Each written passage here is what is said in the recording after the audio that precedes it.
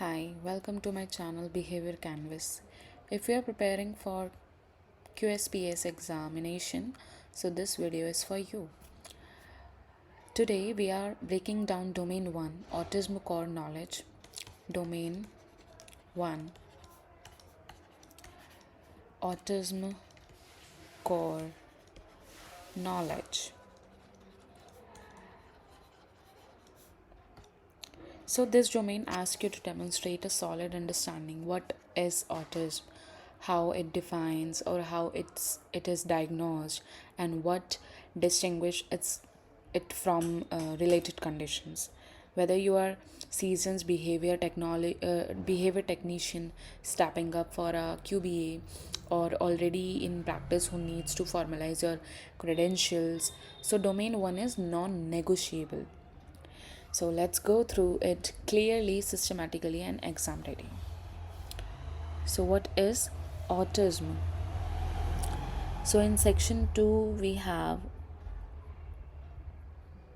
one second. Yeah. Okay. So, let's start with the foundation. What is autism spectrum disorder according to the DSM? According to the DSM-5.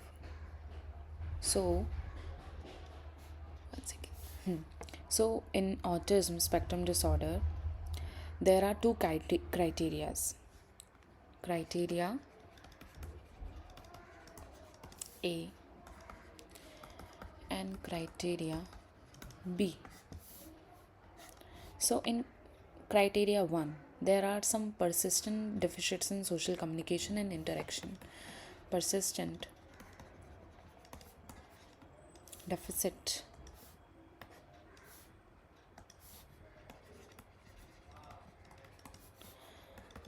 in social communication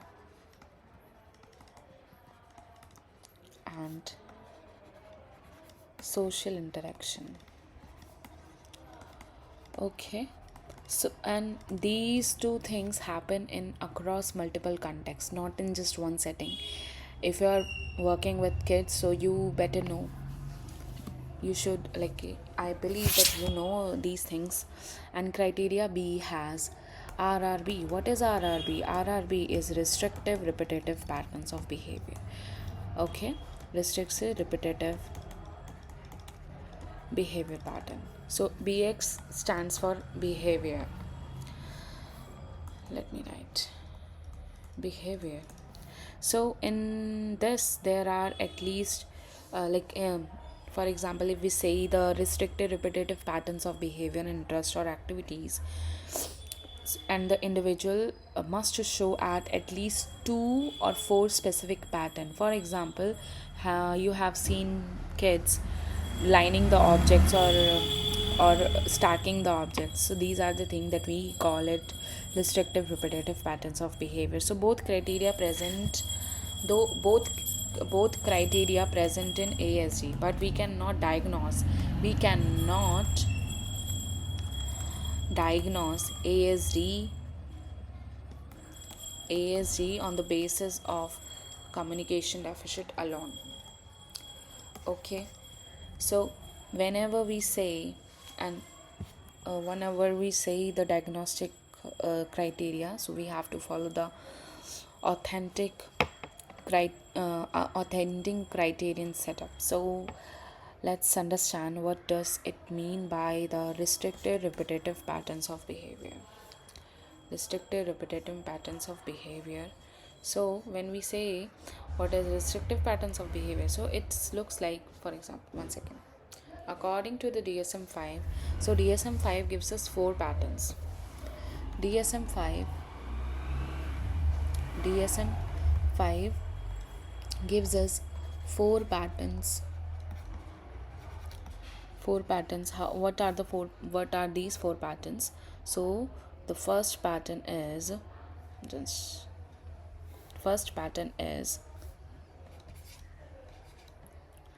stereotypy.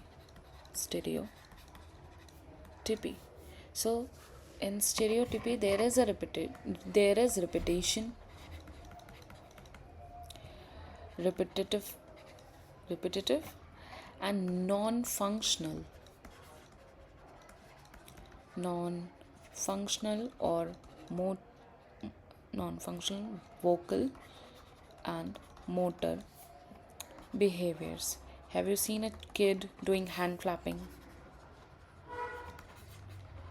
Okay, hand flapping, um, rocking body,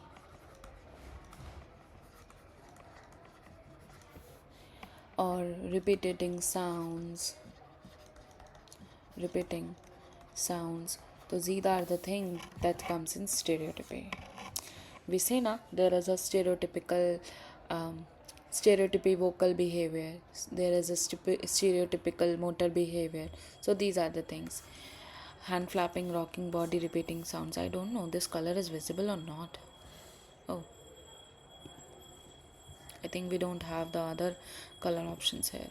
No worries. Okay, so let's see the second thing. What is second one? Oh, why I'm writing second? Okay, so the second one is in inconsistent on sameness, inconsistence in sameness and inflexible. You have seen some kids, they have some fixation to the routine, fixation to the routine,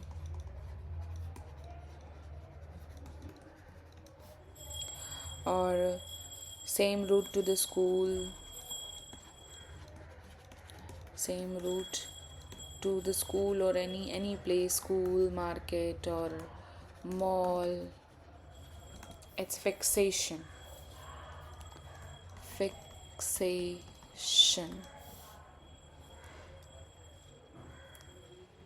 Okay, and just because of fixation, if we make any changes, so it becomes so dysregulated dysregulated when there are some changes,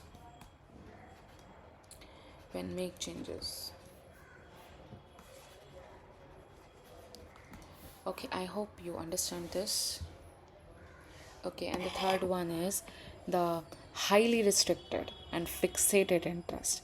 Highly restricted and fixated interest,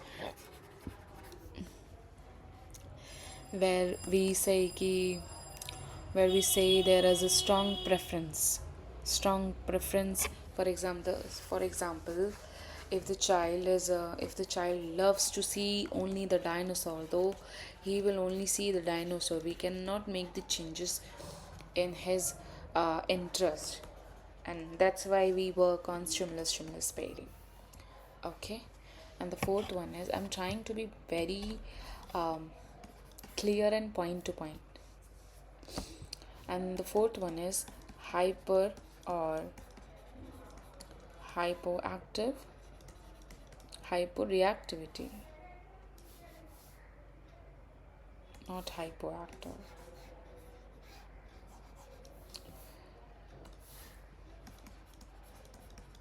Hypo and hyper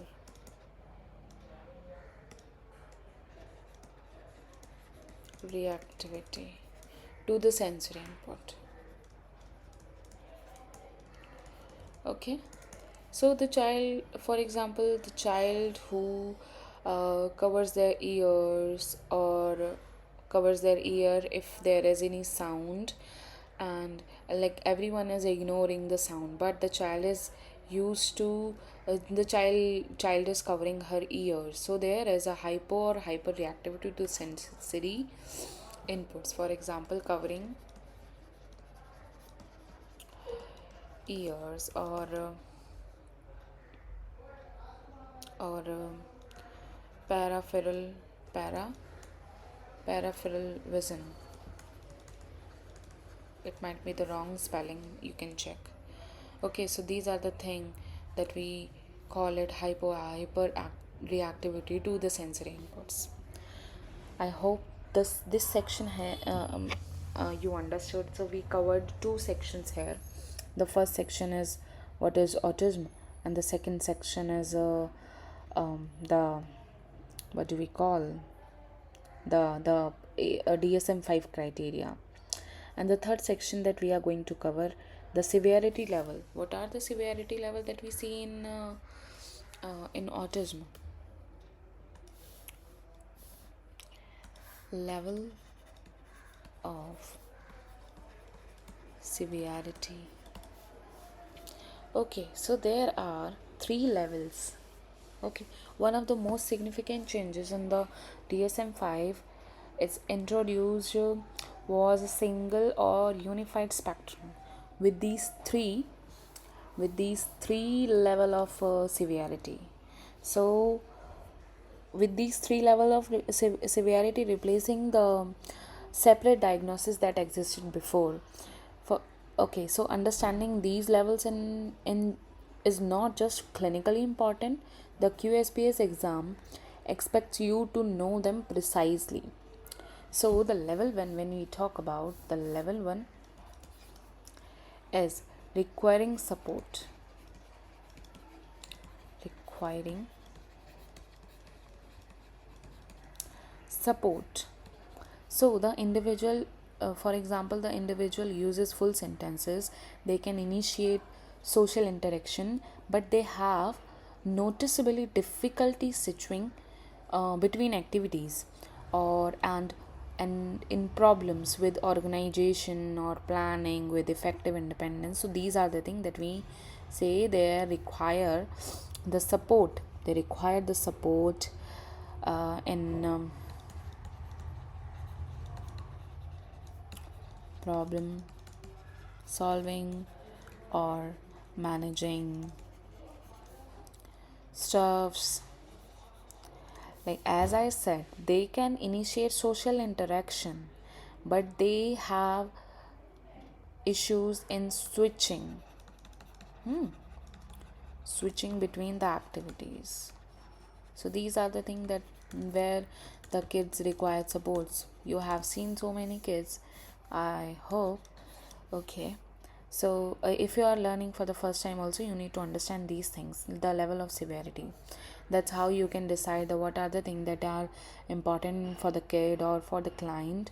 So yeah, these things. So the second one is requiring substantial support. So what is substantial support? Substantial support. Pardon for my handwriting and my spelling errors, huh? Okay. So sorry. So they have very limited verbal communication, few words, and rarely initiate, and they have some behavior challenges also. Extreme distress with changes, have the same thing we have seen in the DSM-5 that gives us four patterns. There is the third pattern, the highly restrictive and the fixated interest. So in this level 2 substantial support, we we work on these areas. Behavior challenges or extreme fixation patterns, stereotypy that disrupts their routine, their their routine, and it's difficult to redirect them. So we need to work on that. So these are the things that we need to see. Okay, I'll change the color pen. It's not visible. Let's take green only. Okay, so the level 3. What is level 3? Level 3 is requiring very substantial support.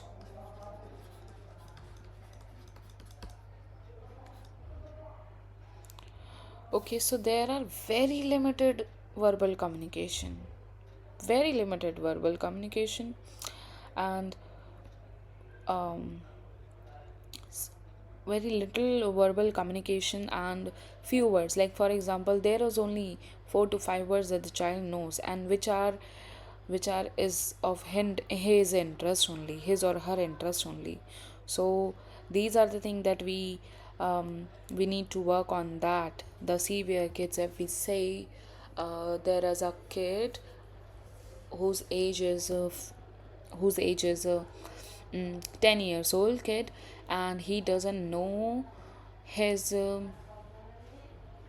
and he doesn't know how to demand for such thing. If he wants to go to the washroom, he doesn't know how to demand for that. If he wants something, he doesn't know how to demand for that. To see that the thing that we need to give very substantial support. Okay, so acha, one more thing that I need to add here. One important thing: the severity level are not fixed. Okay, if the child is diagnosed at level 3, so in early childhood with intensive intervention or functional support, or that looks more like a level 1 over the time. So these are the things that need to be understand, or these are the things that need to be focused. The level describe current support needs, not the potential of the kid, okay, or not the potential of the client. And one more thing that I need to share: so question may describe, for example, a child, and may ask you to identify the severity level. So you have to focus on the language use, initiation initiation ability, and his flexibility, and the degree of distress with changes. Okay, so these are the things that need to be take care of, or and most importantly, you have to understand this. Okay, so for this video, uh, let's stop here. And if you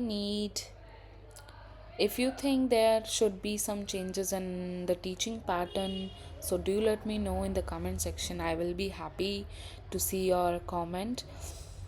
And yeah, that's it. If this was useful, so subscribe to my channel Behavior Canvas. So, and we are going through every domains in this series systematically, so you walk into your exam prepared and confidently. So drop a comment below and tell me which domain are you most nervous about. That helps me to know where we need to focus. So if you want the written notes of the domain one, and these tables, or all these notes and all, so I will share the link in the description. So happy learning. I hope you enjoyed this. See you next time.